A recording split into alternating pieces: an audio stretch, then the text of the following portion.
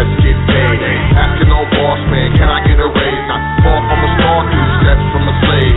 Thinking to myself, man, it's time to get paid. They tell me, clever man, come on, you think too much. Where you been? I ain't heard you spitting much. Did you hang it up? Did you fall off the ball when you was in the clutch? Yeah, such and such, man. It's funny how when you out of sight, you be out of mind. How a good woman, friends, and money be hard to find. I've been on my hustle, stacking paper on the grind in Atlanta and New York, trying to build a shine. Real talk, these days it's hard to stay sober. Switching time zones with the 4-hour layover. Flip stop, hot bloodshot, red from the doja. I grind hard cause I can't flow in the soda. You can tell I'm Clem told ya. You in the corporate office somewhere over there. If you whip a Range Rover, streets is getting colder. And I ain't got time, man, I ain't got a shine. Email me in October. I'm telling all my people, look, let's get paid. Asking all boss, man, can I get a raise? Not far from a star, 2 steps from a slave. Thinking to myself, man, it's time to get paid. Telling all my people, look, let's get paid. Asking all boss, man, can I get a raise? Not far from a star, 2 steps from a slave. Thinking to myself, man, it's time to get paid. Cause I'm about tired of this broke life, tired of this reggae. Blunts don't smoke right, hot is my heyday. That don't sound right, shit don't act right, guap won't stack right. At least it don't stack like it used to. Let your brother kill himself, tell me what would you do? So now I'm trying to see my money cuckoo. No time for felines acting all new school. I know what happens more than usual. Catch you when I scoop through to a stage near you. If not, grab 2 and come through. All will be on unless money gets crucial. But I won't excuse my behavior, a lack thereof when it comes to the paper. Time to get buzzed and stack some major. Let's do it, get done over around here, player. I'm telling all my people, look, let's get paid. Asking all boss, man, can I get a raise? Not far from a star, 2 steps from a slave. Thinking to myself, man, it's time to get paid. Telling all my people, look, let's get paid. Asking all boss, man, can I get a raise? Not far from a star, 2 steps from a slave. Thinking to myself, man, it's time to get paid.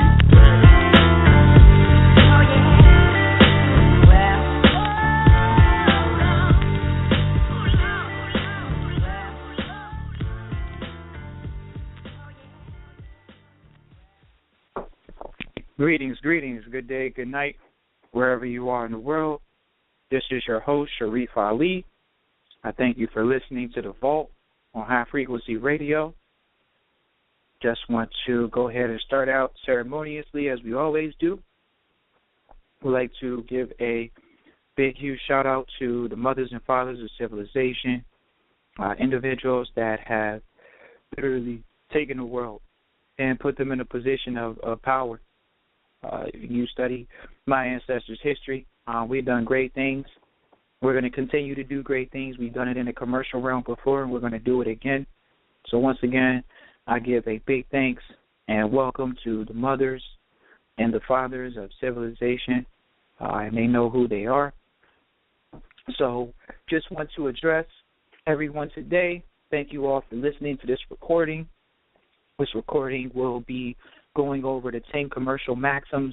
These are legal and lawful principles and ways that things are done in the commercial world.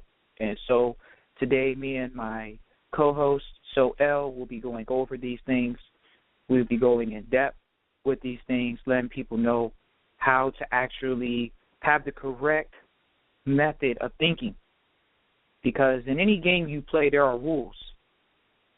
And because there are rules, we need to be on the same page with what those rules are. And so today, the 10 commercial legal maxims should have you left in a mindset. These legal maxims, you can actually find these legal maxims in the back of any legal dictionary, a Black's Law dictionary in particular. And that information, I believe, I'm pretty sure, not just believing, but the information for the legal maxims that I'm going to be going over are inside of a Black's Law dictionary, in the back of the Black's Law dictionary, 7th, 8th, or 9th edition. I'll repeat, once again, 7th, 8th, or 9th edition of the Black's Law dictionary. You can see these legal maxims that they have available. So, once again, you can see there's thousands of legal maxims, but these are the 10 commercial legal maxims that are used readily in the commercial realm right now. And the other ones are just working and they're at play. You may or may not know about them. So I will, without further ado, bring in my co-host. So L, Brother Soda, are you there? Oh, yes, sir. Yes, sir. Greetings. Peace, Hotep. Ashe to the family. I'd like to say peace to the mothers and fathers. Thank you. I'd like to say peace to the ancestors. Thank you. I'd like to say peace to everybody who's checking out our broadcast this evening. Thank you. And, I'm pleasure to be here once again, and I'm ready to go.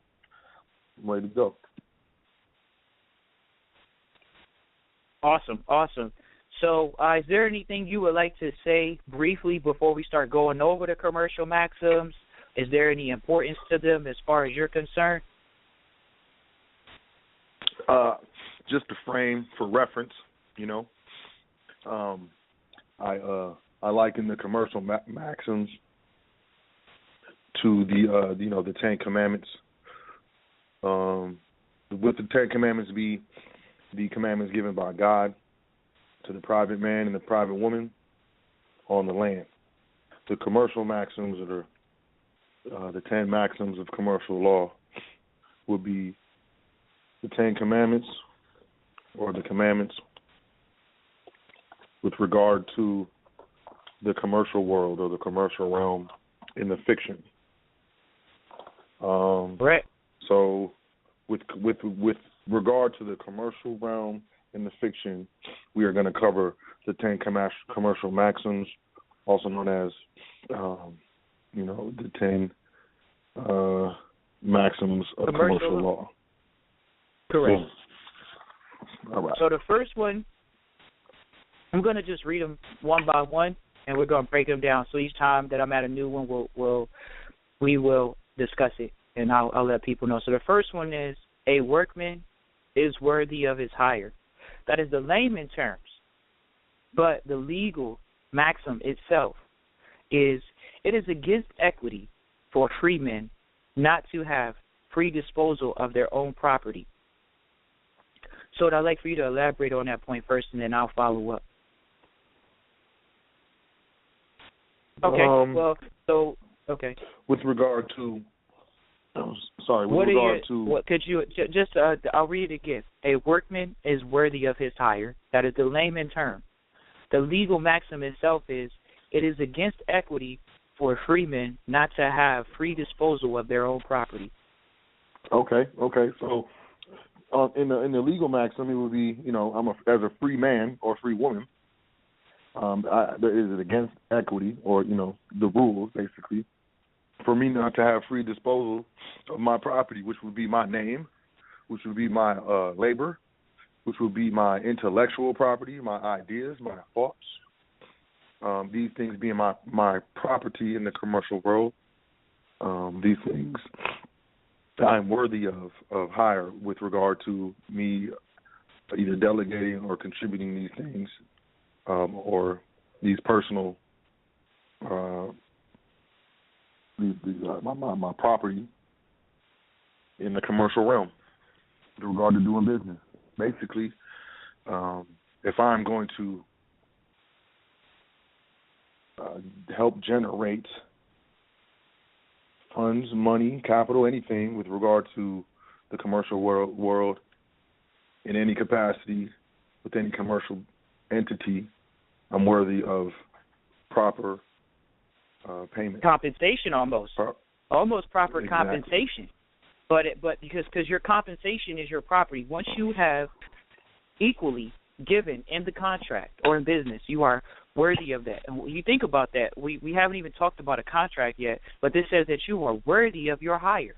Any contract that you state and you fulfill that service for it, you are entitled to that property because it's something that I want to describe this to where it makes sense. It's something that you have already, because you've given your service, it is equally yours now. So it is this legal maxim is just letting you know that any time you perform, because it says a workman, so you will be working, which is performing, is worthy. So the contract, whatever was stated that you were worthy of getting, you're worthy of it, and you are entitled to it. So we'll go to the next one, which is good.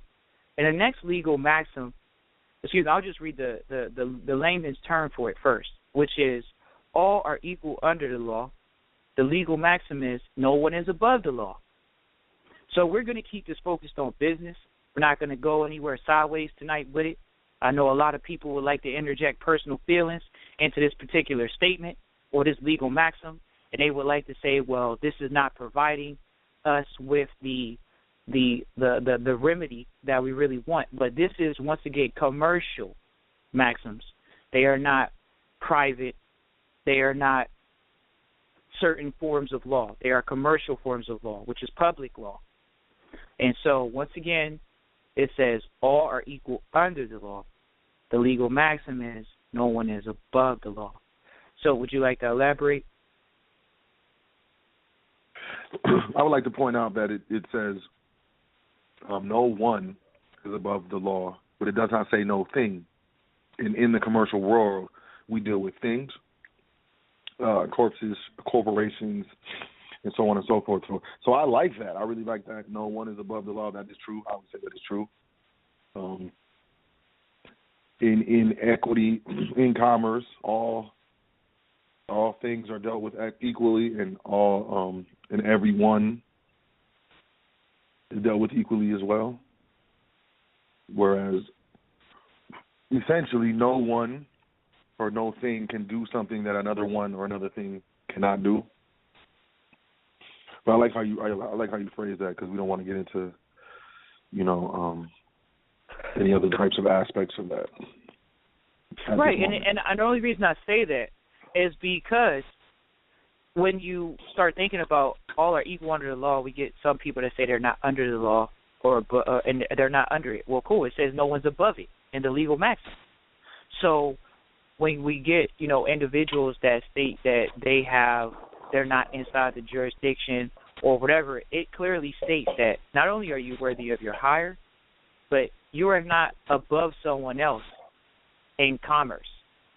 And so we just want to make that clear to our people, because when the reason why I thought that we're doing this episode with commercial maxims is because we have to eliminate the emotion from business. There is no emotion in business. There is business. And emotions are left at the door.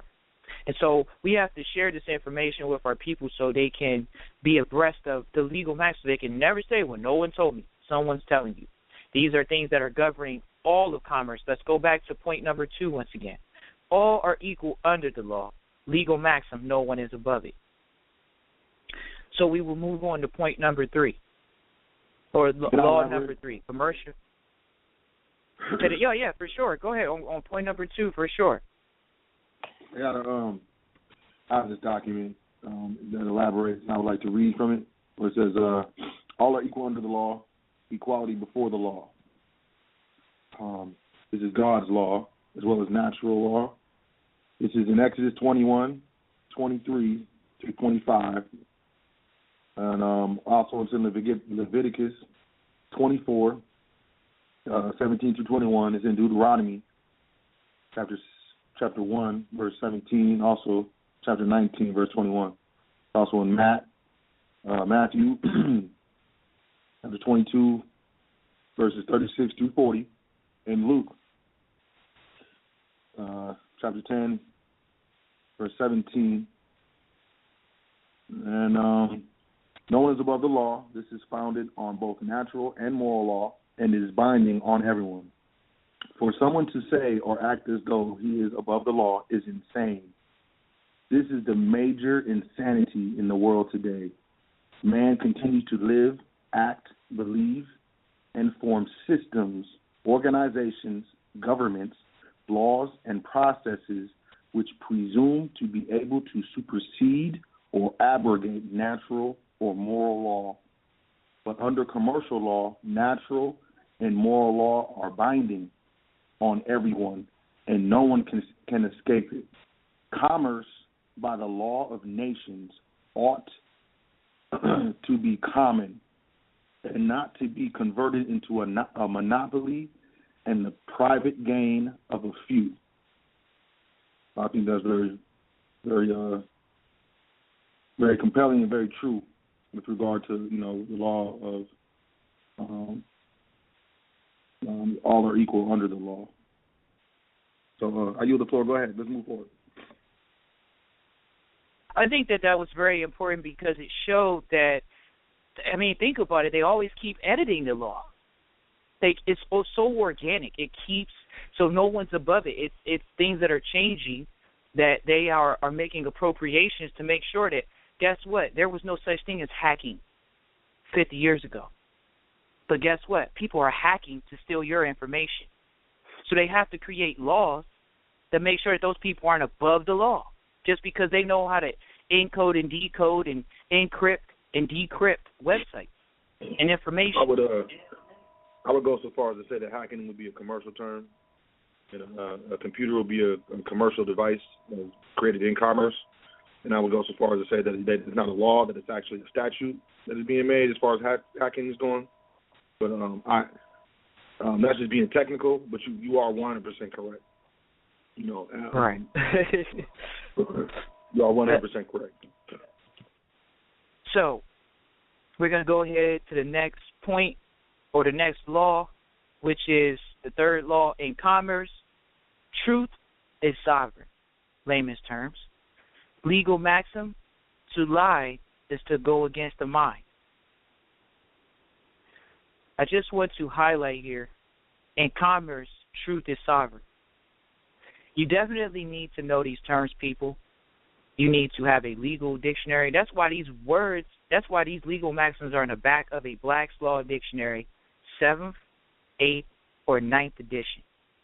You can get these terms in the back. They are in the back of the book. They are in the legal maxims section. In commerce, you need to know what commerce means. You need to know what truth means. And you need to know what sovereign is. It says, in commerce, truth is sovereign. See, our people get it mixed up because they are using emotions in the commercial realm. They're asking questions when it says, in commerce, truth is sovereign. Let's read the legal maxim. To lie is to go against the mind. So I'll give a quick example. I have to take this away from commerce, but this is so commerce. United States citizens are property. The young brothers and sisters that have gotten slaughtered by police officers are part of a commercial transaction. They are getting paid. And so, did they slaughter someone? Yes. To lie is to go against the mind. What happened was someone created a different claim. And our brothers and sisters didn't state what the truth was. The truth was someone was slaughtered. And instead, the United States looked at it as a citizen that was terminated, period. If you're property, is that truth in commerce? We are playing Monopoly in the business world. All of you use paper money. You have a car. You are driving on a commercial road. That is a Monopoly board. You go into different businesses like you would on a Monopoly board. You're driving on a Monopoly board. You're doing business. How do you do business in the public with a bank account? You use the bank account. Most of the time it's tied to your social. If not, it's tied to an EIN. So, once again, you are using these things in commerce. That needs to be stated. To go against your mind is to lie. The truth needs to be stated. So, and it's so crazy that the next one, as I look down, is the next part. But I would like to give Sot the opportunity to add his amendment to this particular maxim. True indeed. I appreciate it. Your word is your bond. If truth were not sovereign in commerce, there would be no basis for anything. Commerce here being all human interaction and interrelations. There would be no basis for law and order, no basis for accountability. There will be no basis or standards, no capacity to resolve anything. It would mean anything goes, each man for himself, and nothing matters. That is actually worse than the law of the jungle, because at least in the jungle, the ant recognized the power of the tiger.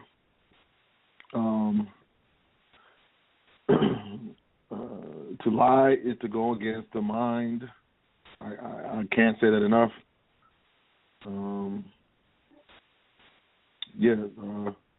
Truth is sovereign. Truth is law in commerce. That's pretty much all I can say. You said you did a great job on that one. Thank you. We'll go to the fourth point. The fourth commercial law is truth is expressed by means of an affidavit. That's the legal maxim and the layman's terms. So you say, well, we just left. Well, what's the truth? Whatever you look into express by means of a what? Affidavit. So I'm going to just slow it down because I got to hit you with like the straight stop sign. Listen to what I'm getting ready to tell you. In commerce, there is a way to express the truth. And it clearly tells you at point number 4, the law of commerce, that you are to do it by an affidavit. And it's a period. It's nothing else, people. Get your game tight. Go find out what an affidavit is. Go find out the 7 parts of an affidavit. Go find out what paper it's written on. We'll find out what type of lining it's written on. Do your research for what an affidavit is. An affidavit, once again, in commerce and in business is how you express things. Because our people have not been taught these things, partially because it's law, partially because it's public. Well, not all public information is given to public servants. And most people are United States citizens. If you're a public servant, all you got to do is just go to work. You ain't got to question nothing. You ain't got to develop nothing. You have a job. So you don't need to know about an affidavit. But guess what? You are in commerce, so you do need to know about an affidavit. Go do your research. So is there anything else you'd like to add to that legal maxim? Yes. An affidavit is your solemn expression of your truth. In commerce, an affidavit must be accompanied and must underlay and form the foundation for any commercial transaction whatsoever. There can be no valid commercial transaction without someone putting their neck on the line and stating, this is true, correct, complete, and not meant to mislead. An affidavit is a two-edged sword. It cuts both ways. Someone has to take responsibility for saying that it is real situation. It can be called a true bill, as they say in the grand jury. When you issue an affidavit in commerce, you get the power of an affidavit. You also incur the liability because this has to be a situation where other people might be adversely affected by it. Things change by your affidavit, which are going to affect people's lives. If what you say in your affidavit is, in fact, not true, then those who are adversely affected can come back at you with justifiable recourse because you lied. You have told a lie as if it were the truth. People depend on your affidavit, and then they have lost because you lied. A loss can be incurred through a lie. A loss can be a claim. A properly stated claim requires remedy. A properly produced claim requires remedy. Truth is expressed in the form of an affidavit. I yield the floor on that one. You went in right there. That was definitely perfecto. We're moving on to point number 5, legal maxim 5. An unrebutted affidavit stands as the truth in commerce. That is the layman term. Legal maxim: he who does not deny admits. We're gonna keep this focused on business today, and we're not going to know, oh, I got a parking ticket, or oh, I got a speeding ticket, or oh, I got a boot on my whip, or I have can we do the foreclosure? Let me see. Unrebutted affidavit of true standards of commerce. Well, yeah, we're not going to talk about even your foreclosure.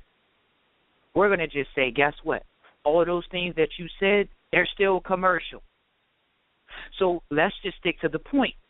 Because when you understand, and then you can overstand the point, then you know how to deal with your commercial matters. And then you don't call me and so. Once again, I'll read it. An unrebutted affidavit stands as a truth in commerce. He who does not deny admits. So this is the word that people, oh my gosh, I was about to use a tough word. People do. It's called acquiesce. Acquiesce means you keep your mouth shut. It means you stay quiet. Now let's go here real quick for all your so-called I'm in trouble with the law people. If you're in trouble with the law, how are you in trouble with the law? It's a commercial charge. You gotta do what? Say something. What for what? Affidavit. Because if you don't say nothing, then you acquiesce. And let's go back to what it means. Acquiesce is this legal maxim is the definition almost of acquiesce.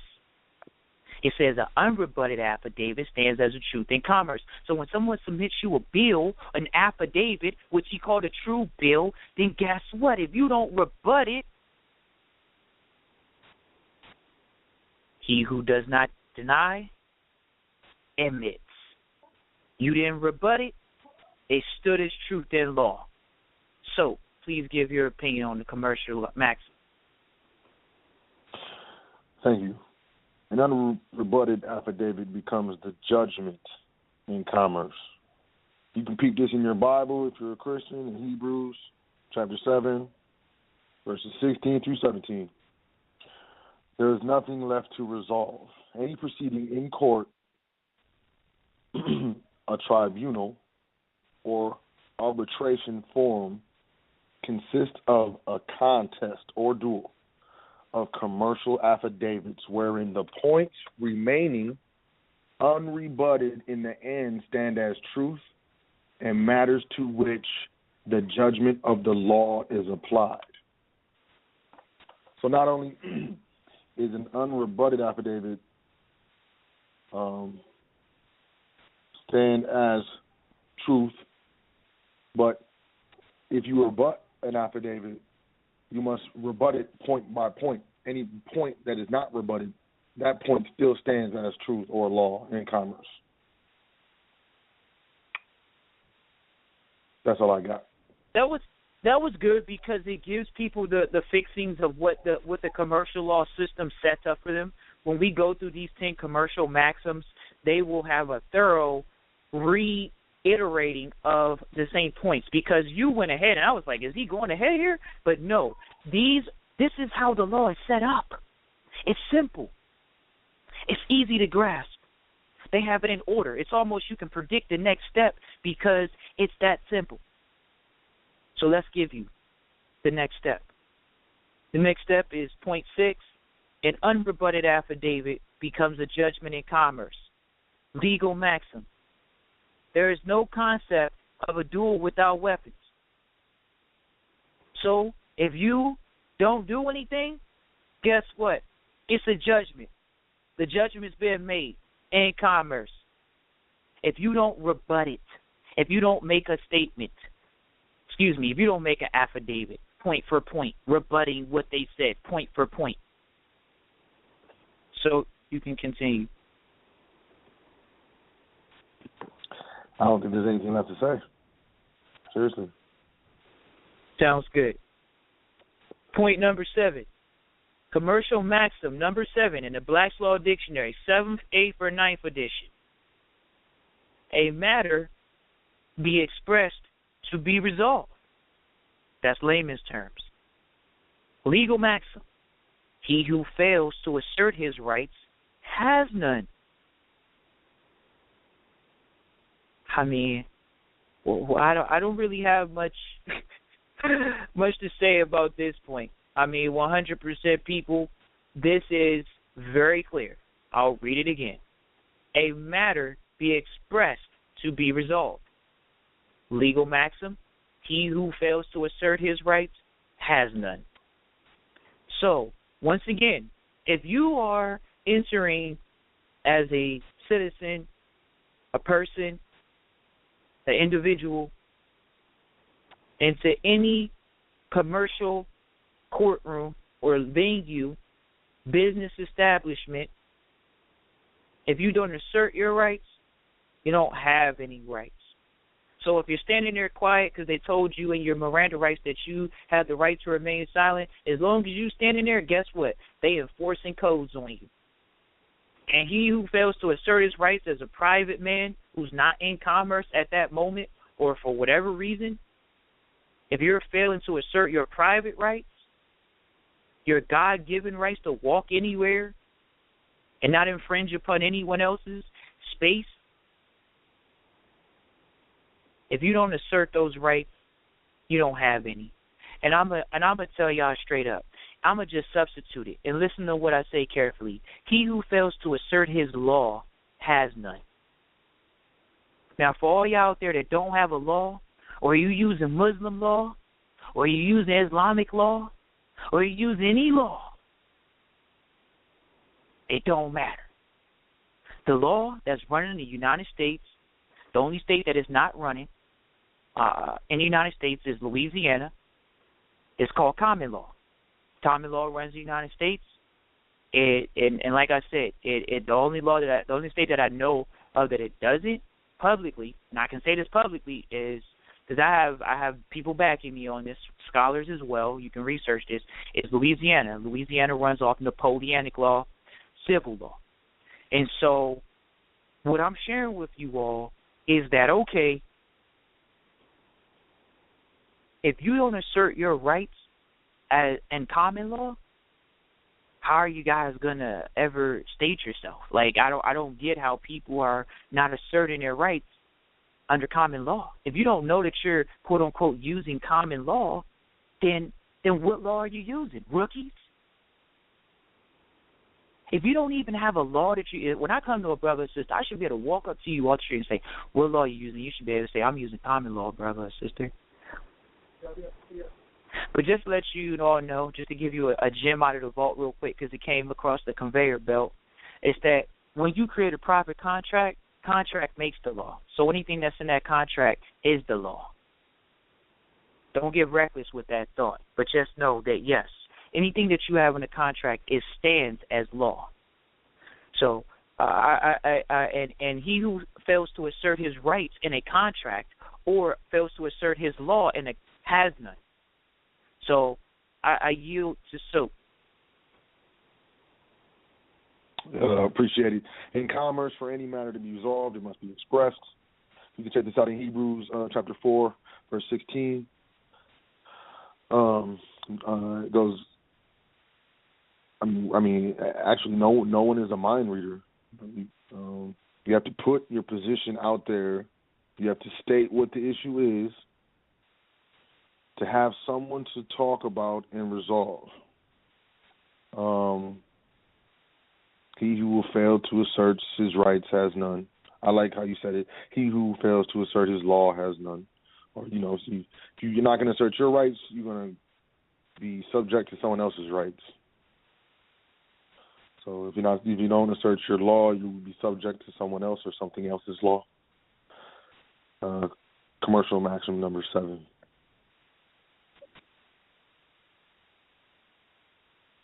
You good? I'm good. Let's keep it moving.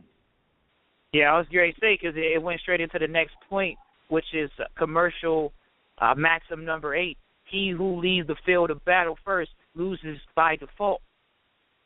So that's why you ain't say you yield, huh? You ain't want to yield because you ain't want to leave the battlefield first, huh? I can't do it. It's just something in me. I can't do it. I can never. I can't do it. I can't quit. Legal maxim. I just can't. Legal maxim. He who does not repel a wrong when he can occasions it. Ooh. I'll read that again. He who does not repel a wrong when he can occasions it. Now, once again, people, these terms you have to look up in a legal dictionary. Repel, wrong, does, who, he, can, occasion. That's why these terms are in the back of a legal dictionary, because that is where you're going to find the definitions for these terms. And these terms are governing your basic everyday life with any situation that's going on. In commerce, he who leaves the field of battle first loses by default. Legal maxim, he who does not repel the wrong when he can occasions it. Now let's think about this. I'm going to give a quick example. Brothers and sisters, they didn't rebut anything. And now they got this debt over their head, and they're just like, well, F it. I'll just come back to it later. Well, guess what? You didn't even rebut it, first of all. And now, okay, you left the battlefield. See, it's all about who leaves the battlefield first. Because remember, you might not have put no paperwork in. You might not have disputed anything. But if you leave the battlefield first, it's automatic loss. I yield to Silk. He who leaves the battlefield first loses by default. This maxim comes from the Mosaic Law. It's over 3,500 years old, which is based on Babylonian commerce. Check this out, Matthew, the book of Matthew for the Christians, chapter 10, verse 22. So this means that an affidavit which is unrebutted, point for point, stands as truth in commerce because it hasn't been rebutted and has left the battlefield. Governments allegedly exist to resolve disputes, conflicts, and truth. Governments allegedly exist to be substitutes for the dueling field and the battlefield for such disputes. Conflicts, affidavits of truth are resolved peaceably and reasonably instead of by violence. So people can take the disputes into court and have them all opened up and resolved, so to speak, instead of going out and marching 10 paces and turning to kill or injure. Legal maxim is he who does not repel a wrong when he can occasions it. If you claim your law and claim your rights, when you claim your law and claim your rights, you become, I hate to use the word, the S word. It's like a bad word now, but you become a nation. Let's just say it like that. And instead of nations going to war, because that's really what you do when you fight your brother, is his nation against your nation. And y'all are fighting. There's two nations going to war, two representatives of two nations going to war, which might as well be two nations going to war if your nation is strong. Moving forward, instead of doing that, we go to war with affidavits because we are gentlemen, and gentlemen would rather handle things peaceably, hotep, before we go to war. So that's why we, gentlemen created these courts and these governments, so they could be the arena for our affidavits of war. Real talk. We boxing, you run off, you lose. I sock you up, you don't sock me back, you're getting talked about. He who does not repel a wrong when he can occasions it. I yield the floor. Yes, sir.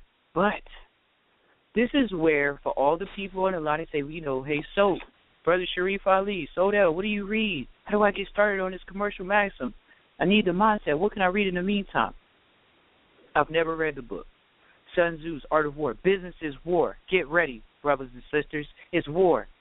How do you think Japanese are taking over? How do you think Chinese are taking over? They're going to war with every nation. They're making sure they have their gold reserves. They're making sure that they have their money stocked. They make sure that they have the things prepared so if they need to go to war, they got a bankroll waiting for them. When they need to tap into that bank, they go and they pull out the gold and they borrow that money and they go to war. So guess what? You got to build up your money sack. And guess what? This is war. You got to be not manipulative, but you got to strategize. Damn it. Our people strategizing on Facebook, scrolling through Facebook. Strategize on your life or your business. You strategizing on a video game. How to shoot that plane down. And I'm strategizing on this business war, this commercial belly. Because that's what it is out here. Every day the government, quote unquote, is trying to tax you to death like a rookie. Because you want to own something. Instead of just saying, you know what, I'm going to practice the art of war. I own nothing. But I control the troops. I control the community. Because I put the community on subtly. And nobody needs to know that because that's private. We put the community on. No one came through and did our paperwork for our community. So when y'all ready to play as a business community and take back as a business community, because that's the only way you're going to do it. Because if you're an individual, you're a taxpayer, rookie. Why you got it in your name, quote unquote, in your government name? We did an episode about that last week. And you're not rebutting anything. You don't even know how to operate in commerce as a commercial law merchant. But somebody else is enforcing laws on you that you might not even have read. And people try to say, well, the rich got loopholes. Why? Because they got money to pay a lawyer to know the loopholes? I yield the floor once again, or we going to the next point. So we're moving forward. Let's move forward. 9. Sacrifice is a measure of credibility. This is commercial maxim number 9. Sacrifice is the measure of credibility. Legal maxim. He who bears the burden ought to also derive the benefit. So, me and my brother Soap, we're sitting here giving our time and the public to share with the public about how to maneuver efficiently with public. And if you guys want to encounter and learn about the private, we're here as well. But that's in the private. So, he who bears the burden also derive the benefit. Well, we serve in the public. What you think, we ain't serving in the private? The benefit is to be in the private. The benefit is to control your assets, not own and incur a liability for them. That's what we know in the private. That's something you can read in a book. I yield. Sacrifice So, you there, brother? Sacrifice is the measure of credibility. Nothing ventured, nothing gained. Put up or shut up. Get up or get nothing. A person must put himself, herself on the line, assume a position, take a stand as regards to the matter at hand. And one cannot realize the potential gain without also exposing himself, herself, to the potential of loss.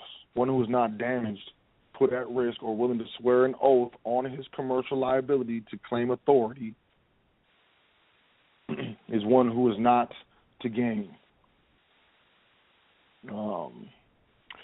For truth of his statements and legitimacy of his action has no basis to assert claims or charges and forfeits all credibility and right. Legal maxim. He who bears the burden ought also to derive the benefit. I yield. So, I always have good follow-ups after you because you be putting me on words. And so, once again, this is a legal dictionary, so please go back to your legal dictionary. Don't get hip to thinking, oh, well, guess what? I know what a sacrifice is. Oh, I know what a measure is. I know what credibility is. I know what a burden is in a financial, commercial term, and in a law term, and as a legal term. So, once again, I just want to highlight here, this is what's up with our people. We got to get vulnerable. People want to get a consultation from us. They want to know everything before they get a consultation. It doesn't work that way. It's not. The free information is this 2-hour phone call that we give of our time. Otherwise, we are focusing on our private family estates. We have no time to be in the public to sit here and entertain you. That's what you can watch TV for. That's what you can listen to the radio for. We're here to educate you on things. So when you come to us in the private and you look to get educated, just know that that's what you're getting.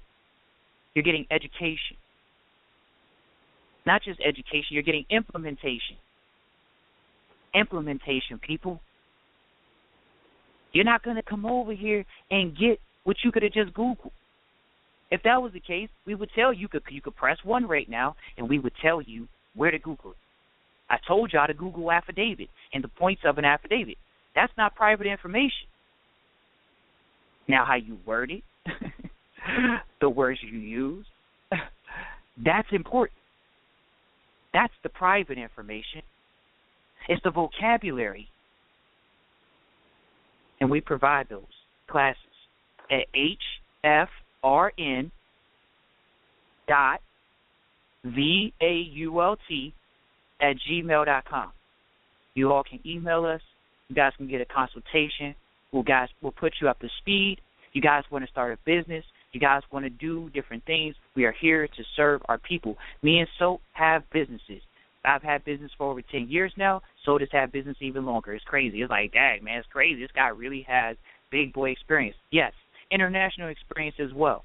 So when you guys come into the private and you encounter and you ask us questions, we definitely have answered those questions for people. We have satisfied customers. We have satisfied people, brothers and sisters, and people that come in and get their questions answered. And not just their questions answered, but, I mean, everybody that we put on, we consider it that. We were put on. We accept the fact that someone put us on, so we're going to put other people on. Private information is not in the public. That's why it's called private. And sometimes you got to invest in your private education. That's why I want to do an episode now on investing in your private education versus your public education. Most people's public education was free. It was debt. And now you got to come out your pocket with $55 or $100 and you want to cry about it? People spend $150 on cable a month. They spend $100 on one time for a pair of shoes, and you're about to get information that could change your life? That's pennies, people. Be ready for the prices and everything to change. We are growing. Life is about growing, not about staying at the same position, because you can't stay at the same position. Energy and you are always moving, whether you think it's solid or not. So back to business. Sacrifice is the measure of credibility. I have to put myself out here. So puts himself out here on this platform so we can educate our people, so we can get into the private and we can focus on becoming a strong private economic powerhouse like every other nationality in this world. Every nation of people puts together economic powerhouses. That's all they focus on. Well, guess what? This is the subtlety of those communities. They all have great educations. Great educations. But not just public education. They have people that are running things from the private, because private comes before public. You are a private man before you have a commercial anything. Let us move forward. Shall I? So, Please do. We got one more, right? Yes, sir. Number 10, the 10th of all of the commercial maxims. A lien or a claim can be satisfied only through rebuttal, by counter affidavit, point for point, resolution by jury, or payment. Legal maxim. If the plaintiff does not prove his case, the defendant is absolved. If someone can't prove their case against you or your commercial entities, then you are absolved of all charges. Because that's what it is, a charge. When someone says they're putting a lien on you or a claim on you, they're charging you for something. Otherwise, it's just words.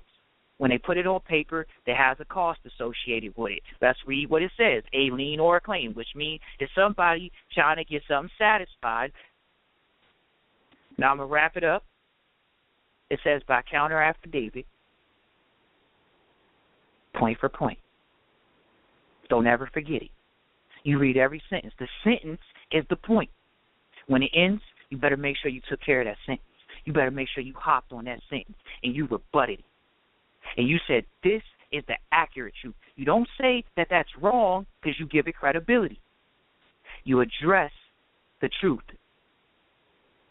The truth is this. Resolution by jury. So guess what?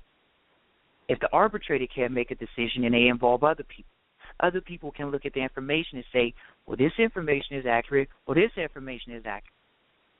That's why they have a jury. Or by payment. Whoa. Let's sit down here. I'm going to take a deep breath for all y'all. This is called the settlement.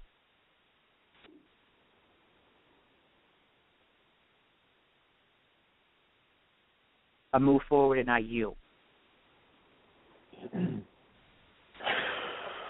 Commercial law. Number 10.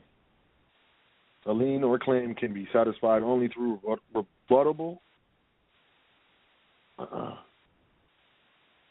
affidavit point by point, resolution by jury, or payment. In commerce, a lien or claim can be satisfied in any one of three ways. Check this out in Highlight My Christians, Genesis chapter 2 through chapter 3. Just check it out. Matthew, the whole chapter 4. Just sit on that one. And the whole entire chapter of Revelation. We all know that. Three ways. By someone rebutting the claim or the affidavit, which, usually is a claim, with another affidavit of their own, point by point, until the matter is resolved as to who is correct in the case of a non-resolution. B, the other way to satisfy a lien is to pay it. And C is a private remedy that I won't say in the public. I will just say that the public office has to do with the sheriff. And the Seventh Amendment concerning a dispute involving a claim of more than $20.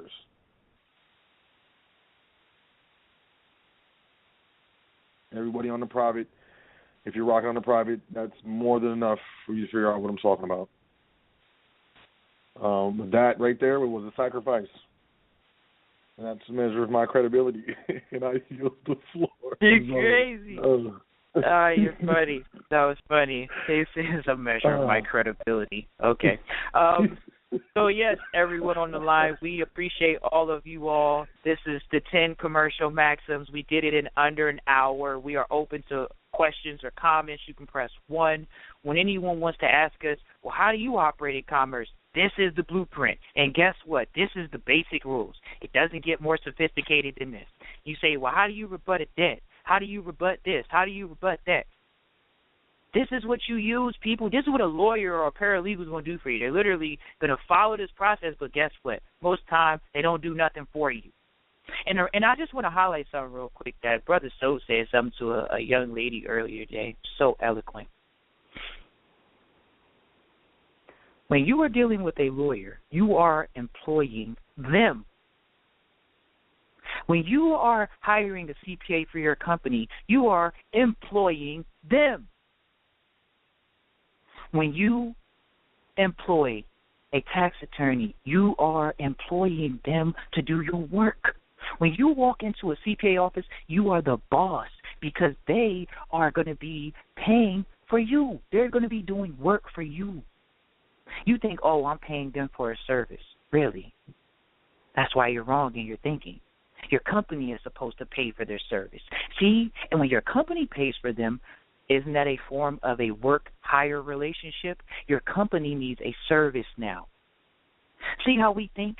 This is not about you. This is why you're getting taxed in the highest tax bracket, because you don't have a company that is being able to pay things before it ever gets taxed. This is business 101. So, once again, he said to her, he said, you know, when you walk into dealing with a CPA or a lawyer, just know that your company is employing them. And I was just like, wow. Do people really think of that when they get lawyers and they have these cases and they have all these situations going on in their life? Are they thinking about, you know, I'm going to interview lawyers. I'm not just going to go with the first one because he's cheap. I'm going to make this guy earn his damn money. He's got to earn it. She's got to earn it.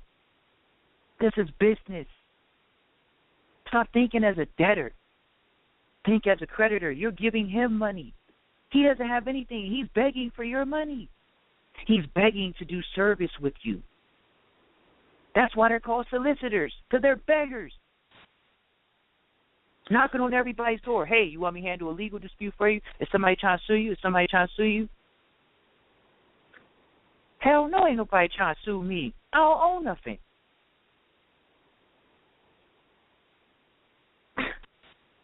We're going to open it up to the first caller tonight. Thank you for listening to The Vault. We are on highfrequencyradionetwork.com. We are in the chat room. You're in the chat room? You should be in the chat room, buddy. You're in the chat room on High Frequency Radio Network. And so you all can actually chat with us, you know, as far as if you're online or the internet. You can go straight to the website and chat with us live. So we're going to go to our first caller without further delay. 917, 916. Peace. Peace. Who are we speaking with? Peace, Edwin, brother. My name is Edwin. Edwin, brother. Peace, brother. What's up, man? Peace.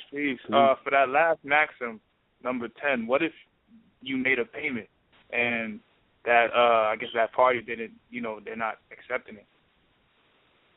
Did they return it?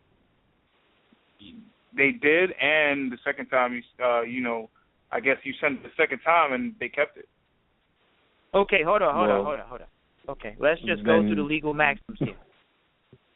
Let's just go through the legal maxims. Someone you sent an affidavit to, right? They didn't rebut it. You want to know what they did? What? They left the battlefield first. They threw their hands up in there. Here, that's not ours. Whose is it? Oh, really? I thought that you gave a bill to a company that I'm controlling, and we tried to tender the payment. But y'all didn't accept it, correct? Well, we really don't need to ask you if you accept it because we submitted it to you. And you guys definitely got it because you sent it back to me. How did I get it back? How did I get it back? Did I get it back certified? Is it registered? Nah. They really abandoned the claim. Oh, my gosh. Well, it's time to do what? It's time to what? An unrebutted affidavit becomes a judgment in commerce. The matter is expressed to be resolved. He who leaves the battlefield first loses by default. So you did all the right things. Now, you know the first part. You know how to start a fight, but you might not know how to finish it. But that's where you got to learn how to finish the fight by defaulting on them, period. And you have to know where to file, and you got to know who to file with. Now, is that public information? Please tell me, brother. If it was public, you would probably know it, correct? Right. You said they refused the payment, and then you sent it back to them, and then they kept it the second time? Yes. UCC 3-502. Dishonor. Okay. That's what I would look at. It's a public instrument, and if they kept it, they didn't return it. I would look at that as a dishonor. They dishonor the note by not giving you the credit for the note that they kept.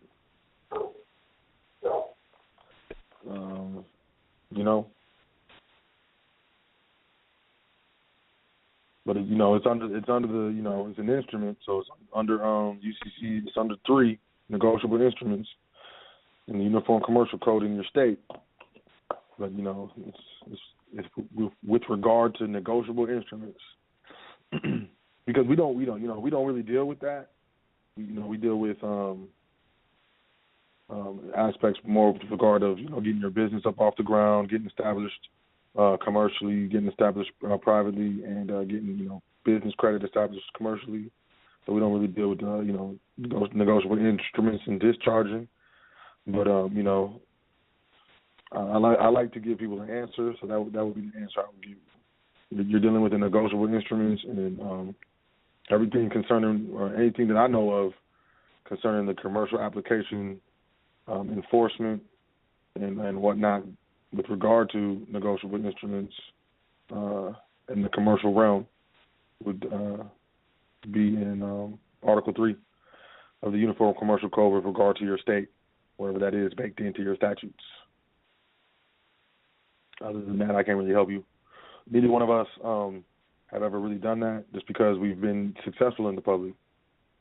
And we teach methods of, how we gain success in the public, how we were able to, go out in the public and actually make it happen. So, that's really all I can say with regard to that. Sharif Ali, you got anything with regard to brother. I mean, like I told him, you just you have to understand public processes, private processes. When it comes to establishing these affidavits, have you even created an affidavit? You say you created a payment, which would be a true bill, and a true bill would be you can tender a payment to a true bill. And so, we're not going to get into that on the public airway, definitely. But as far as him getting information about that, he's more than free to inquire. We talked about these things, brother. It's just that's not something we specialize in, make it a point to share with brothers and sisters how to tender payments. I mean, it's incredible to learn how to tender a payment through writing a quote-unquote check. But immediately, most brothers are not willing to invest in their private education, or sisters are not willing to invest in their private education to learn such applications.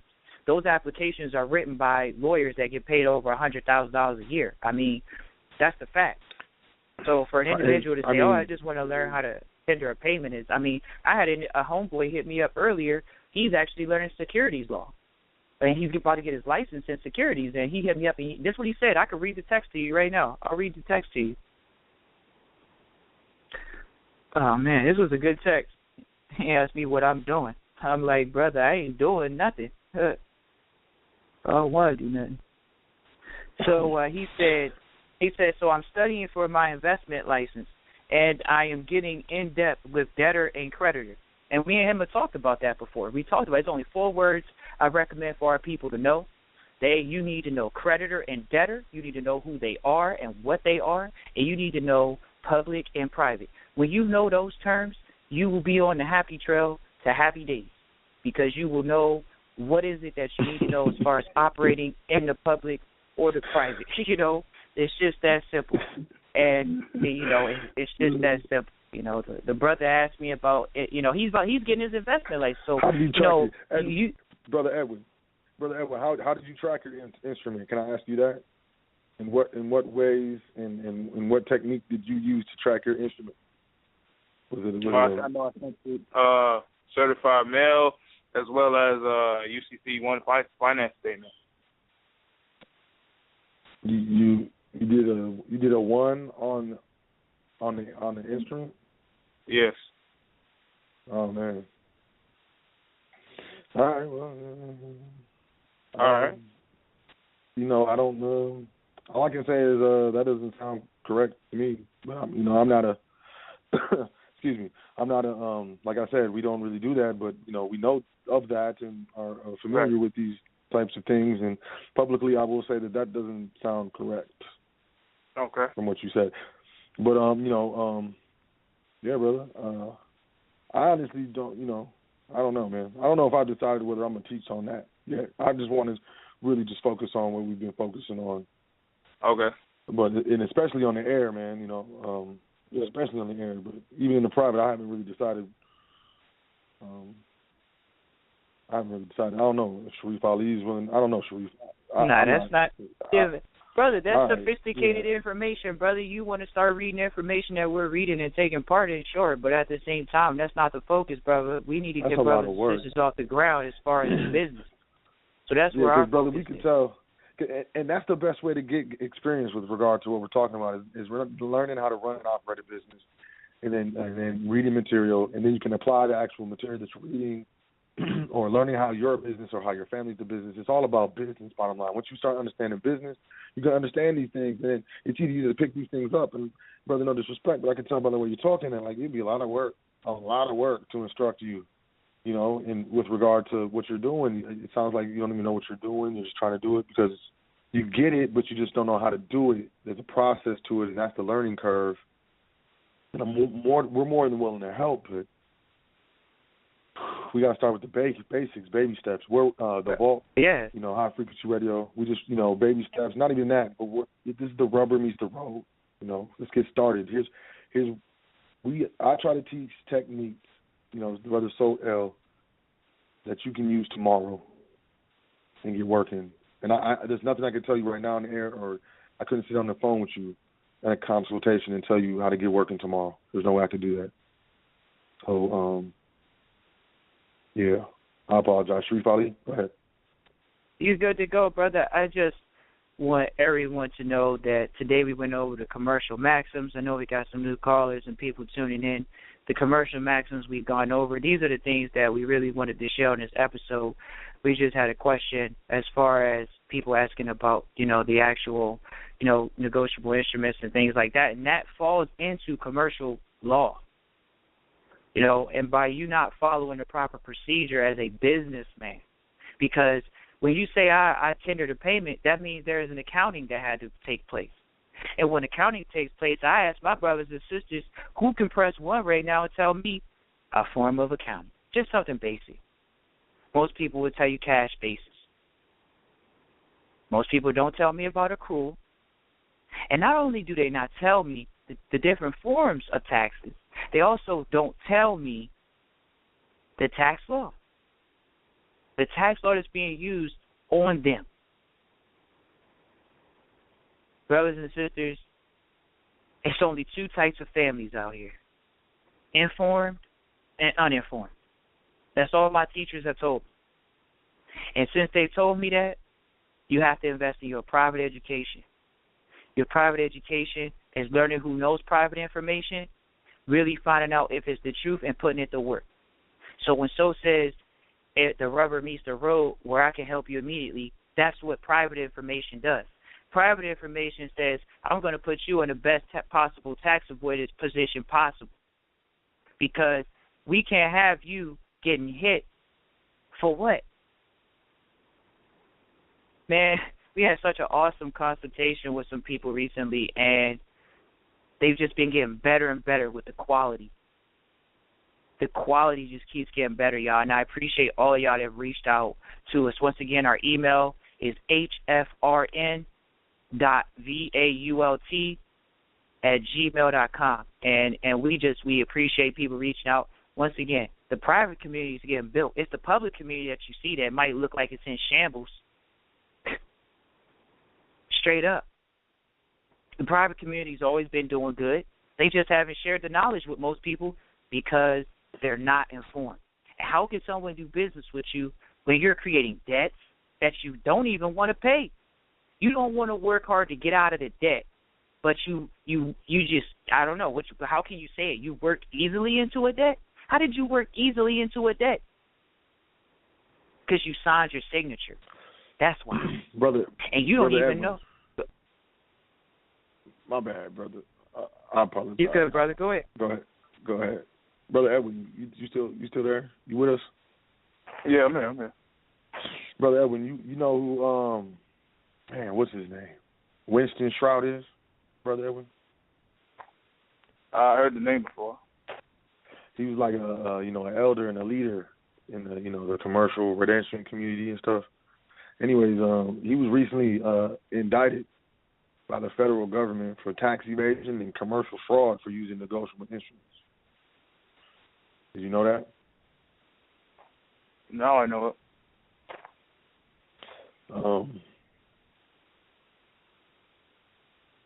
For all my brothers and sisters, you included, man, and no disrespect, we need to know what we're doing. This stuff is not a game.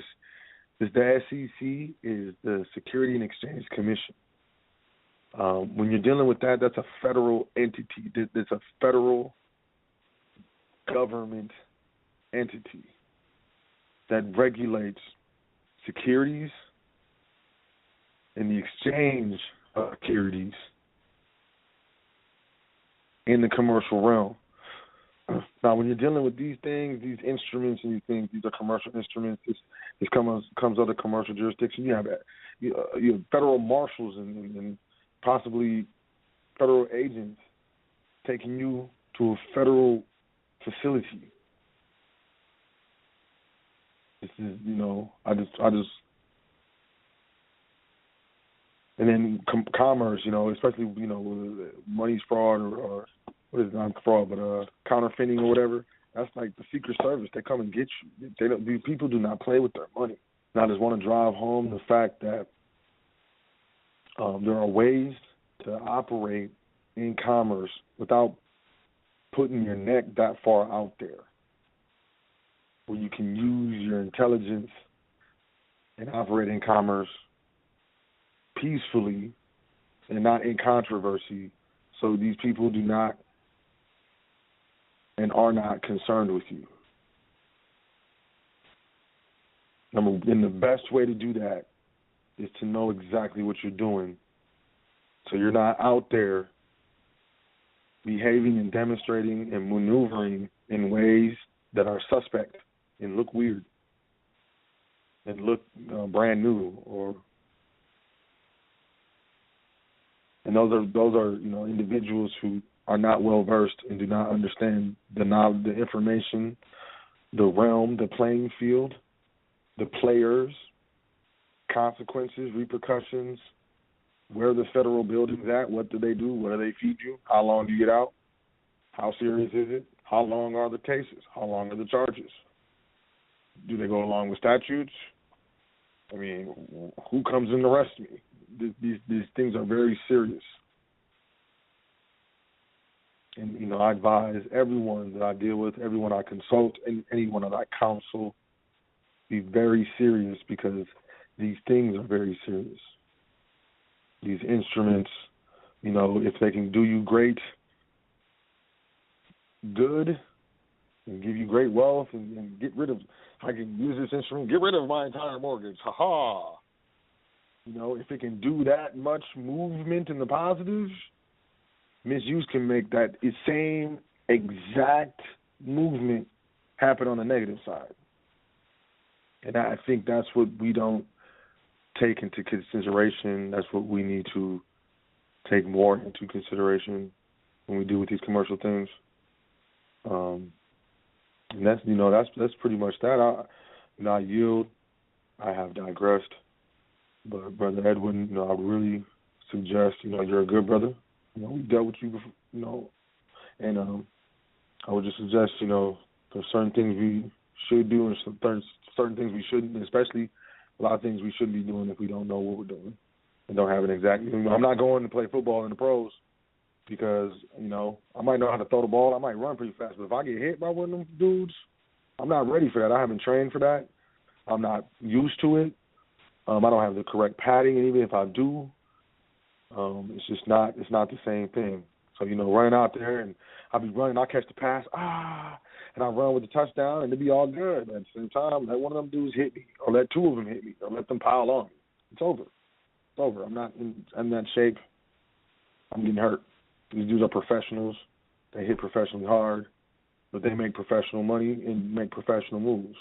But they know the professional rules. And, you know, the game of commerce is an ultra-professional game with ultra-professionals. And, you know, where we're at is just, you know, the tip of the iceberg, just the surface. Just on the surface of a deep, deep, deep, deep, deep ocean. Everybody talking about, ooh, there's a Loch Ness Monster down there, there's aliens down there, they put their ships down there, Atlantis is down there, there's gold down there. No one knows what's down there, really. But it's vast. And we need to, you know, recognize that and, you know, act accordingly. I feel like I've talked too long, you know, I can do this. So I yield the floor, Sharif. Yeah, I know.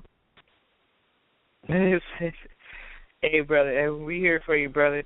You know, I just feel like, man, if you can't even tell me you got a year's worth of salary, worth of debt, you're on rookie status. Come on, man. If you make $28,000 a year and you don't even have $28,000 in debt, you're lying to yourself. You could pay that off ASAP. If you make more than your debt, then you should pay that off ASAP. That's easy. Like, people say, what about my life, man, or whatever. I don't know. You can make any excuse you want. But that just sounds hypocritical. You make that a year, you know, so you have to become divisive and concise in what is it that you're going to do. You're going to approach putting yourself in a position of a creditor. And that should be the mindset of anyone and everyone. So, you know, if you're filing as a secured party creditor, you know, you should know how to use distinguish, extinguish, discharge any type of liabilities or encumbrances upon any type of entity that you're controlling as a secured party creditor, because you're a creditor. But if you're a debtor, you know, you ask questions. This is the difference between people that are creditors. Creditors observe and they sit back and they watch and they implement. Whereas debtors, they're in the front and they're consuming. Someone said, hey, you know how when you walk through the mall and you got those people that they be like, can you stop at my kiosk?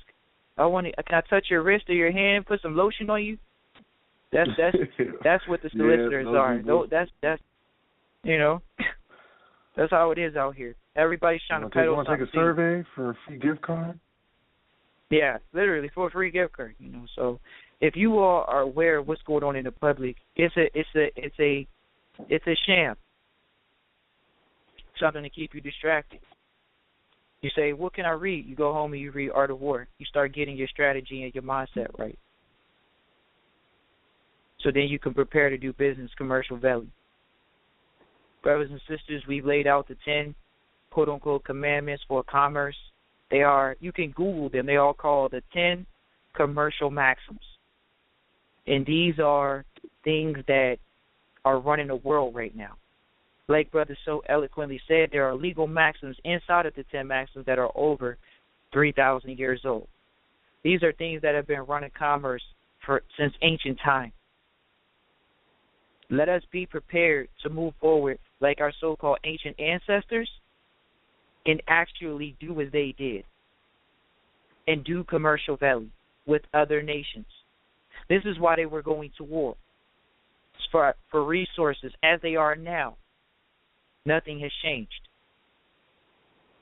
So since we are aware of this fact, since you are in the African diaspora in the West, in North America, or wherever you are in the world spread out, or even in the continent of Africa, you have to come together collectively, economically, privately.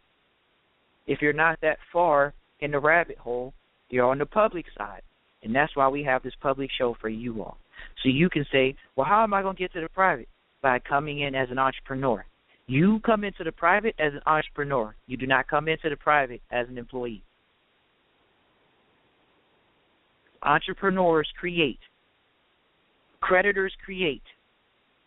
Debtors wait for a handout. Debtors are begging. They are public servants. They're in the public. Consumers. Say that again? Consumers. Yes, they're consumers. Creators, since you all know that you are not. Consumers.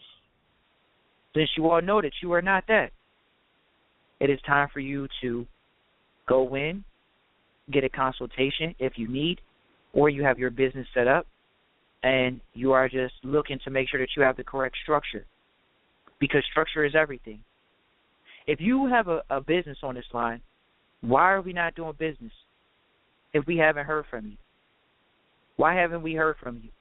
We are a business network. This is called The Vault. This is High Frequency Radio Network. It is a network founded by a brother and brothers, our people, and we're connecting and reaching out. And we have business knowledge, we have law knowledge, we have accounting knowledge, we have people that have been successful in the public that have run businesses. You don't need to see Diddy's structure is what we have. You have to understand it. All it is a structure. He just has a structure in the industry that we're not in. But it's about your structure. Donald Trump has a structure in real estate. We don't have certain interests like he has in real estate. So that's why you see what you see. But just know that we have his structure. There's a structure that he has in place. Donald Trump does not pay taxes. That's clear and evident. The man's filed bankruptcy more than once. So how is it that this man's filed bankruptcy more than once, but he pays taxes? Are you serious? He can't pay nothing. He owes more money than he can even pay in taxes. But you people want to sit here and believe he's a dummy? No. And you're paying taxes on lowball. He ain't paying taxes on millions and billions, and you paying taxes on $35,000, $45,000, $65,000, $85,000, $200,000 a year because you're an employee just because you fill out a W-2. He never fills out a W-2. You think he fills out a W-2 for his companies? That's the difference. You say, well, okay, he fills out different tax forms. Right, so all you got to do is learn what tax form to fill out. And guess what? That's not public information because you went to a public school, and as soon as you got out of school, they gave you your social, and they said, hey, use your social and go get a job. That's what the public teaches. So we cannot sit on the public airways and say, well, this is how private individuals do it. That's not how it works. And if you think, oh, well, somebody else is giving me the rim and rhyme and the hip and hop, okay, sure they are. Now, demonstrate that you're private. Because if you can't demonstrate that you're private, then we might as well call you public. And then we're going to know just from your actions alone whether you're public or private. Because when you come on the public airway and you ask about public stuff, we know you're asking if you're doing something, you're thinking of something in the public. But when you come on the public area and say, hey, man, we need to know about this, I need to know about private trust, I need to know about how to operate as a private trustee, then that's when you come talk to us in the private. Who are we going to tell you in the public about private trustee? Anything that's public. But when it comes to you being a private trustee, officiating over a trust, someone that doesn't own anything, that controls everything and has everything in a proper standing, then guess what? We could do business with you. Straight up. But as it stands right now, we have no interest in doing business with people that have public businesses other than consuming something for you. Because clearly you're consuming our content, but you want to be a consumer. We don't need consumers. We need peers. We need men and women to stand up and take their rightful place next to us doing business out here in the world. And like we said, credibility takes sacrifice. You family name on the line again because it's been sitting a little dusty for a couple generations. You got to rebuild your family estate, and you got to make sure that the United States doesn't take your wealth through probate because you didn't have a will. More people worry about discharge instead of writing a will. They're more worried about trying to pay a bill instead of writing a will. If you die tomorrow, as soon as you die, if you don't have a will, your family, any asset or anything that you quote-unquote own, because that's what you want, as soon as you own it, guess what? The state is coming after you, picking you off like a vulture. We go over this every single week. A will is $90, $100. Or you could just go on the internet and Google a will and write a will and do the things that you need to do. This is how you start protecting your assets in the public. This is what you're supposed to do. So, like I say, brothers and sisters, when it comes to you protecting your assets, you're not supposed to own them. You're supposed to control them. Once you get in a good quality position of control and trusteeship, then we can do business. Otherwise, I don't want anyone to ever think that we come on this public airway because we need anyone. I don't want anyone to ever think, oh, Brother Sharif Ali and Brother Soel, they're out here trying to make a buck off you. Straight up. We don't need anything from anyone on this call or listens to the recording and contacts us consultation-wise. We're doing this for our brothers and sisters because when you're in a quote-unquote position of power, they say you have a responsibility. And that responsibility is to give back to your brothers and sisters that don't know the knowledge, because you don't need to go to college to learn public information. It's called a public college for a reason. Just because you didn't go buy the book doesn't mean you can't learn the information. You can go find out what books the college is basically telling the students that they need for the class, buy the book, and you should be on par. The only thing is you didn't take a midterm and a final, and you didn't have somebody to dialogue with about the information. So that's what we offer. We offer the information, and we also offer consultation, where we go over the information with you. But guess what? When you come over to the private and you come over here with us, our information is so good, you ain't going to need us. That's how good it is. You are not supposed to need anything but your trust in God. That's why on the back of your dollar bill it says, "In God we trust." Because you're supposed to have a trust, and you're supposed to know the law of your trust. And God is the law, and the Word was God, and God is the Word, and it's the law that you have to write in a contract. And the contract is, brothers and sisters, your trust. That's the private. They have it on your dollar bill. Now you're going to wake up and you're either going to play with trust and operate a monopoly with a monopoly, or you're going to be one of those people that really you ain't even got a piece. You think you the piece. And you traveling around getting taxed on the things that you purchase because it's you and it's not your business. Because you haven't separated your personal from your business. I went in, brothers and sisters, tonight to give y'all my best. I'm doing to bring nothing but the best to y'all. The business is where we need to move economically. You can all press 1 with a question or a comment to ask us any questions. If it pertains to you even wanting to find out how we deal in a private as far as a consultation, how can you get that information? Whatever you want to talk about right now, the floor is open on this episode. We've done a great job on commercial maxims. Go back and rewind it. Otherwise, next week, going in most likely about your public education versus your private education. I'm going to bring out the bulk, how much your private education is going to start costing you. Because most of y'all think it's going to cost you $60K like your fake public education. You got a degree, and that thing, it's supposed to be, you spent whatever you spent, you got a loan for whatever you got a loan for, and then you can't even put it on the counter and get a cup of coffee with it. Because somebody's going to look at you and say, that's not tender of payment. So that is supposed to enable you or create a license for you because it's a business. That's why they call it a degree. There's a license for you to go out and do business in another realm. You're certified.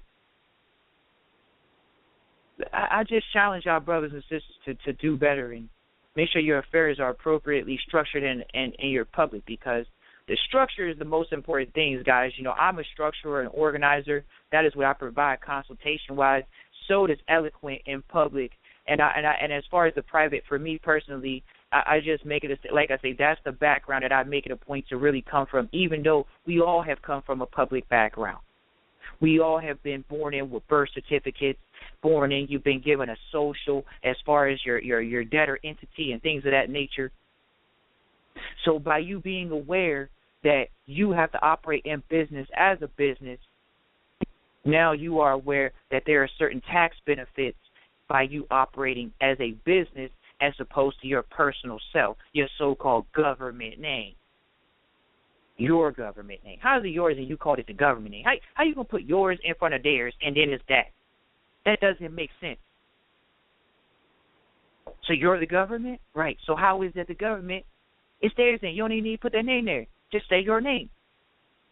But guess what? We went over last week in the episode that your name or the name, a name is a person, is a corporation, is all these things. We have to reiterate these things so you can be clear on what you're doing. You're operating in commerce. You can't even buy a toothbrush. You can't even brush your teeth in the world today in 2016 without paying for it. And if you do get a toothbrush for free, it's because somebody gave it to you. Once again, that's a beggar, that's a debtor. A creditor creates. So you either create your own toothbrush or you're consuming. Well, guess what? The only thing in commerce are fictions. So how are you getting a toothbrush? Your fiction needs a toothbrush. When you're on the monopoly board as a private man, or operating appropriately with the right structure, you have an entity in place. You have a car, you have a hat, you have a dog, you have something that's operating in the public on the monopoly board. And that's how you get your write-off. You get the so-called loopholes. Brothers and sisters, please, get your write-offs. You know what I mean? Instead of getting your brothers and sisters want to get turned up instead of getting a write-off. I'm all about getting my write-off. What you about? So you getting your write-off? I have corporations that get write-offs. Yes, correct. There you go. I know I put the word out there, and that's not what the terms that we use, people. Me and Soap don't own anything, so we never talk about me or my or what we own. We don't own anything. So we have only a controlling interest, and we only have a fiduciary responsibility to caretake after the property. It's that simple. Caretake after all the property that we're bequeathed or what we are fiduciary responsible for gaining equity and value for. So anything you do should be gaining value for your estate. So once again, on the public side, guys, if you guys want to keep operating in the public so it can really help you guys out, I think he has a good program that he has in place for people to really get their public affairs as far as the LLC. I used to hate LLCs, just for everybody on the line. I used to really hate LLCs because I thought that they were I just thought they were a criminal act. Seriously. And I was like, why are people how can you be a corporation? You want to know why? Because I didn't know how to start one. And so, it's just crazy how I thought that they were evil. But now I'm like, okay, well, why wouldn't I just use the entity? And, why would you not want to be a CEO? And that's something that I think we should highlight one day. I think we should have an episode on CEO versus employee, because you think a CEO is an employee of the company. Look, am I right? Am I right, Bill? They take the place of the employee of their own company and allow the state or the State Department to be the CEO, and the state or the State Department ain't even the CEO. They give that duty, they delegate it to some policy enforcer, known as a police officer or some sort of IRS agent that runs all up in your stuff, claiming, jurisdiction because it was contracted away publicly, because we don't even know the difference between a signature, an endorsement, and an autograph.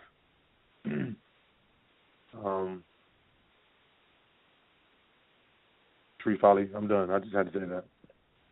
No, that's being very accurate. It's that simple. So, like I say, I'm welcoming any callers to actually press 1 right now. I would love to hear any feedback that you all have about the episode. If you had a clear understanding previously about the commercial laws, if our audience actually knew about the commercial maxims. They're not really called commercial laws. They're used as commercial maxims. That's why it's really called a maxim. It's something that really prepares your mindset for what is it that you're actually supposed to be thinking about when you're thinking about matters of statement of claim, having an issue with someone, anything of that nature, and so how you would handle those situations.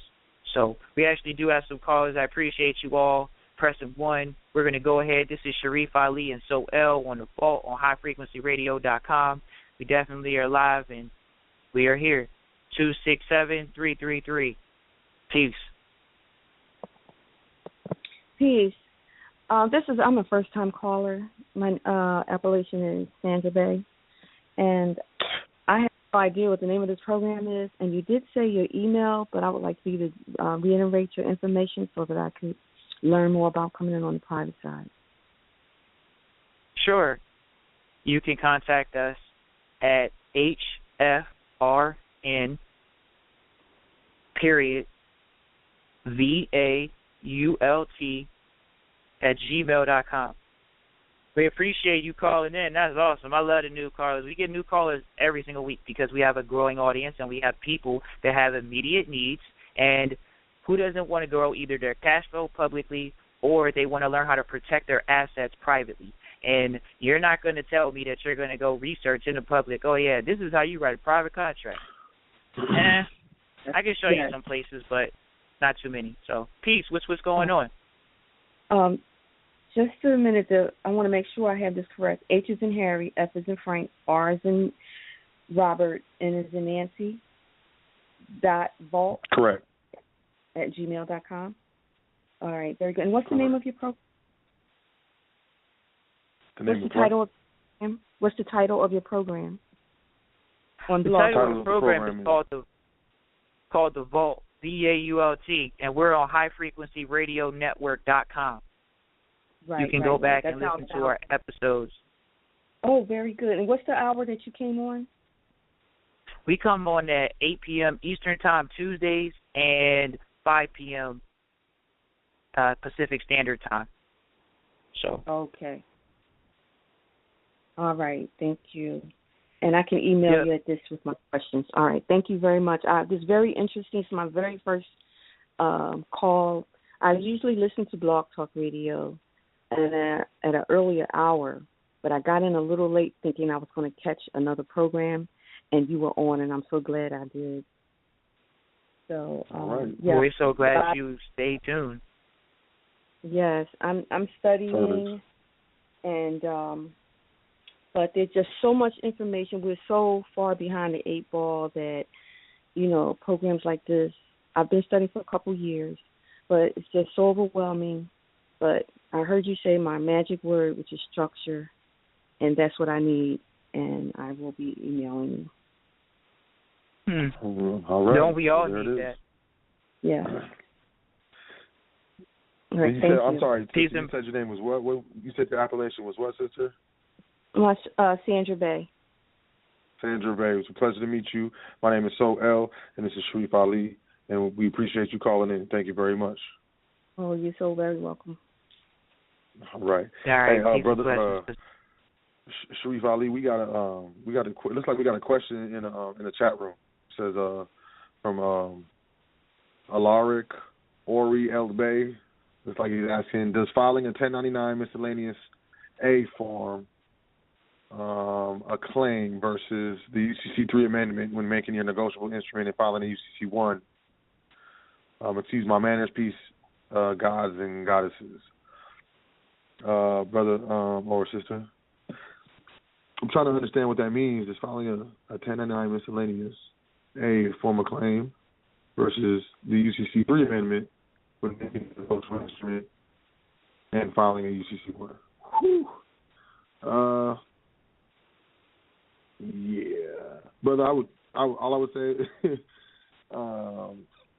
you'd have to. Once again, I don't want to really, or sister. I apologize if it's sister. I really don't want to go into,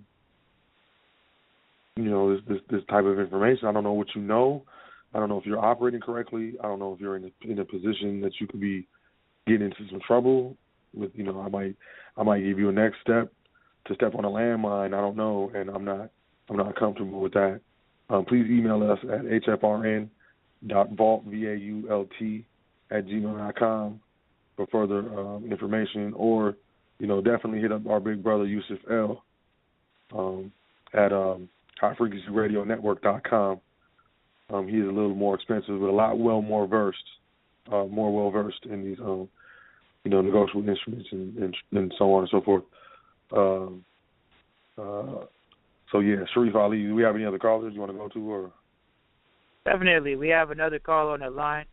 Once again, you all listen to Sharif Ali and Sodell. Definitely making sure that we bring you the best information possible. I know that sounds far-fetched. Some people are like, really, what do you mean? How can it be the best? It's just that good, guys. We're not here to be here forever. So just know that some people might think little of the things that you're doing, and that's why you have to move on to bigger things, so you can prove that you were not stuck at that little thing, that you were bigger than that. So once again, we are on the air, 850-264. Hey, what's going on, brothers? What's going on, brother? Peace, how you brother. doing today, John? Doing pretty good, man. Pretty good. I just wanted, before I forget, how you just said that, based on what you just said, is I always tell people that I know that if everybody if you're making moves and everybody is looking at you like, yeah, your moves are easily achievable, you're gonna get it in no time. You're not thinking big enough. You should have some naysayers, because anything great, people looked at them and said, hey, that's a little. You might be spreading yourself a little too thin by trying to achieve that. So just everybody keep that in mind.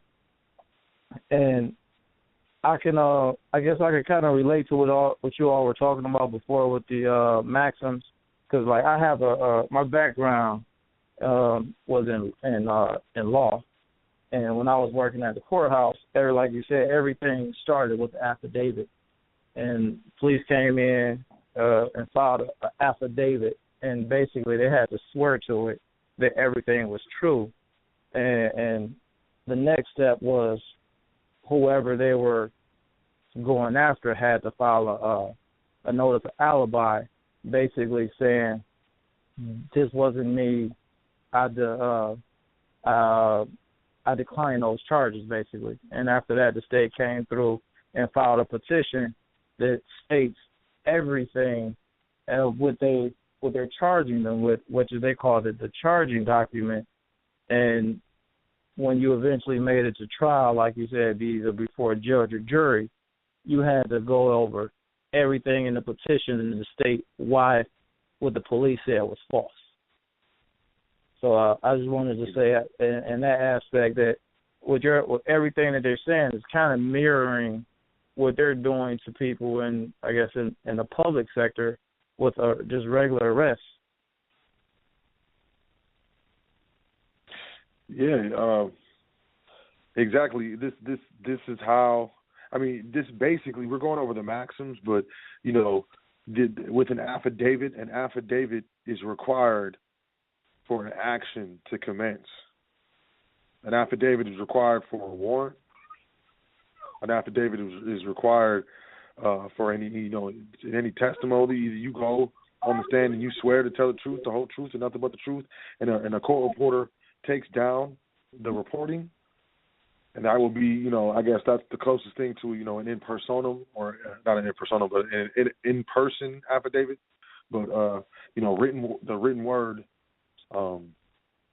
writing it down point for point, what happened, how it went, and then with that affidavit, it is put into, the commercial. I would call it like not necessarily registry, but it goes into the commercial record, into the commercial courts, into the courts. And then from there, that's where actions derive and charges are made, and different bills of attainder and attachment derive from that need to be addressed accordingly. Whether according to statute. Go ahead. That's where I wanted John as well. That's where I want John as well to highlight real quick. So I want John to highlight if he's aware of this, which is when someone brings up a charge to you, you have a quick period of time to actually rebut that. To where if you don't actually respond, then it is considered acquiescence. So in your particular area, is that true, John? When you were at the courthouse, if people didn't respond, then there were things that were called default judgments that would go out after them, correct? Correct. All right. Then that's all I want to prove is that these are basic principles, basic things that are being followed by other cultures because they understand the legal system, whereas our people, we may not have as many community lawyers right now or people that are actually for our people with that information instead of using that information against us to tax them, because everything in the public that you're being charged with is a form of a tax. Charge and tax are the synonymous words.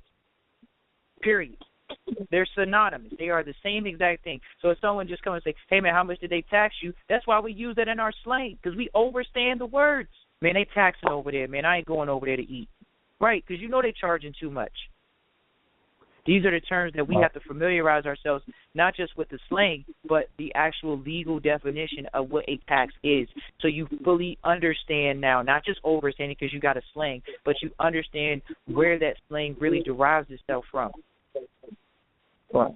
So I got another question for you also. Something I just remembered. Like in the court realm, there was a thing called like a demand for a speedy trial, whereas when you responded to whatever they're bringing against you. Like once you file your demand, the state had 90 days in order to present their entire case. Is that the same in I guess in this realm, in the commercial realm, where they have a specific time period? Yeah, it's called full disclosure. Of course. Okay. It's full disclosure in a commercial transaction. What are we fully charging you with? Where did the charge derive itself from? You know what I mean? Well, yeah. How long?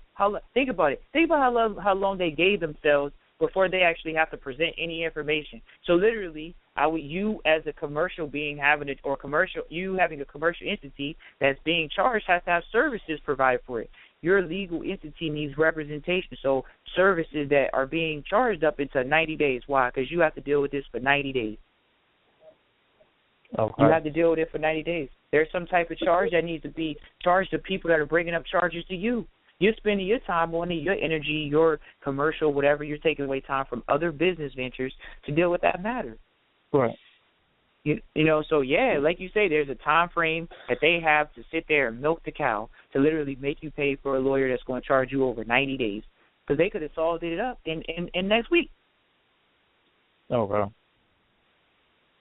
You know, but they didn't do that. They gave people 90 days, and that should be 3 months, man. If you can't go get back and forth to the courthouse and deal what you need to deal with as far as the courthouse and filing the correct paperwork, whatever you need to do, in 90 days, that's acquiescence. It shows clear sign of negligence, you know. So it's just that's the type of way you have to deal with commercial matters. You have to be accountable, and that's why accounting is so important. I push that to our people, which is accounting, and really, I've heard yet too many people tell me they do accounting. I actually met an accountant earlier today. It's so funny I'm even talking about it. Met an accountant earlier today. He doesn't have a CPA, but he was like, here's my firm. So, you know, he works for a company, guys, and that's what's important. You guys got to go out like entrepreneurs and interview accountants, and they have to be other cultures. This guy right here definitely wasn't a brother. I'll tell you that right now. Do I want to do business with him over a brother? The only reason I'm going to do business with him over a brother is because only reason I'm gonna do business with him over a brother is because he actually is you know he's going to do the job. That's what I need done. The company needs to get the job done. We're not sitting here to have holes. We're not sitting to have an e-brake on. So you're in a car. I'm not going to put an e-brake on. It means we're not going anywhere. So the e-brake is sitting here not getting an accountant. Need to get an accountant. I have a new company I'm looking to start. I want a new accountant. I'm looking for interviewing people. So once again, what you can do is you can go out and get the services of these people and go out there and you can literally, most of the time, they give you a free hour consultation. Am I right or wrong? So? Oh, yeah. Man, I run around the city, you know, for a couple of days getting hour consultations. You know, a lot of knowledge. I used to do that all the time. You funny. Yeah, it's funny, but it's like they're limited too, though. They're not going to give you everything. You know what I mean? They're not. Once you start talking a certain way to them, they're going to be like, okay, you require my services, huh? Why? Because then he knows what you're trying to do. You're trying to X him out, and you're trying to do it for the most minimal dollar possible. You're trying to get his labor for the cheapest labor possible. Think about it. That's what a corporation does to you. They're trying to get your labor at the cheapest possible rate with the most efficiency out of you. So that's what you should be looking to do. But when it comes to those matters of you hiring those people, work for hire, that's a write-off. So you don't pay for it. It's not really a payment. It's actually a deduction or it's built-in credit for any profits you do make. It's because it's a cost of doing business. But you all would know that because you went through an employee education school system. So it's not that you continue on that path. It's for you to say, okay, I think and I know right. And what I know is that business is what I'm doing. It's not really me out here. I know that I'm operating on monopoly board. I know that this is a creditor and debtor situation because that's what they call you if they're trying to get some money for you, and they call themselves creditors. So since they call themselves that, let you get yourself in the correct position. Won't you become a creditor? How come you haven't created anything? But you have. And honestly, you just don't know it. And if you go back to our episode, 2 episodes ago, you'll hear an episode with a brother called Brother Sharif. He's an elder in our community, And he talks about that. So I encourage you all to go back. It's called Economic Bombs. It's called The Vault on High Frequency Radio. Economic Bombs, featuring Brother Sharif from Thor Radio. Great brother. We build with him. It's a great call. We actually have another. It's a great episode. Yeah, we do have another caller though. No, you good. Go ahead, brother.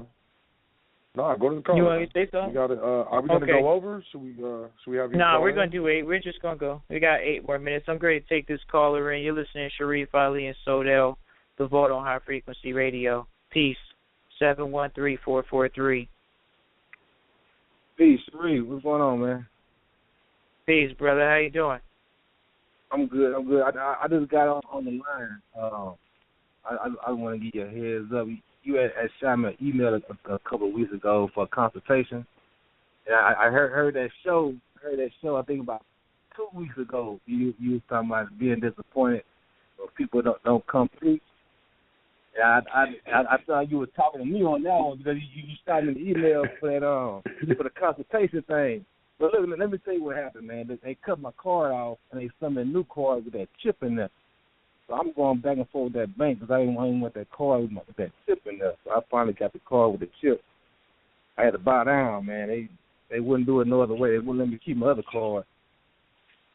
So brother, that's the new way, man. Come on, man. Get out one of them tech cities. You don't even brother, you're gonna walk into places like in San Francisco, you're not even gonna pull out your card. It's called NFC.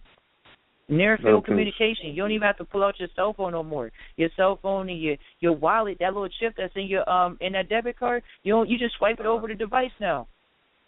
You don't swipe nothing. You just literally wave it. Excuse me, you wave it. You don't swipe it, you wave it. You know? You don't even gotta touch nothing no more. It's crazy, man. So yeah, be prepared, brother. Yeah, I was just want to let you. I know the show's for him. I just want to let you know, man. I ain't bullshitting. I ain't one of them people gonna let say something, they're gonna do something and don't do it. I don't have an issue with my card, man. So I'm gonna send you an email after this and shoot me that PayPal thing again. I'm gonna go ahead and pay that consultation. Okay, yeah. Shoot the email. We'll hit you back and we'll get you set right up, brother. Sorry you was having a problem with the card, but that's the way the commercial cards are going. There's a federal mandate, the statutory law. They all have to do that. So that there's no choice. You can't opt out of it. If you're going to deal with the cards, that's how you're going to operate. You're going to use a card, it's going to have a chip in it. So I don't think there's really any way around that. It wasn't because I was making phone calls, going back and forth with people, man. But that's even more of a reason for us, like you brothers talking about, to stop doing shit in our names and our socials. Getting in that, it would be so bad if it was in my business name. Cool, but we're gonna talk about it. I'm gonna hit y'all up on the email and I'm gonna get shit set up right in that way. I don't have no problem with the call. It is that I'm skeptical of this whole system, but I'm gonna get it right. We're gonna get it right, man. Yeah, well, yeah, you feeling correct. You still, you got to make moves so you feel better about your situation. So, it'd be our pleasure to help you out with that. So hit us up. We'll get you right. Especially with that, I know exactly how you feel. That's why I don't do that either. I do that stuff to corporations, and I let them people guess, and I don't answer them. I don't tell them, and I play dumb because they expect our people to be dumb, and that's gonna be their downfall because they ain't gonna see us coming. So yeah, we'll take care of you, bro. Okay. I'm gonna get ready to listen to the show. And I'm gonna shoot y'all an email when the show finishes. All right, absolutely. Appreciate you calling in. No problem. Thanks. All right, peace.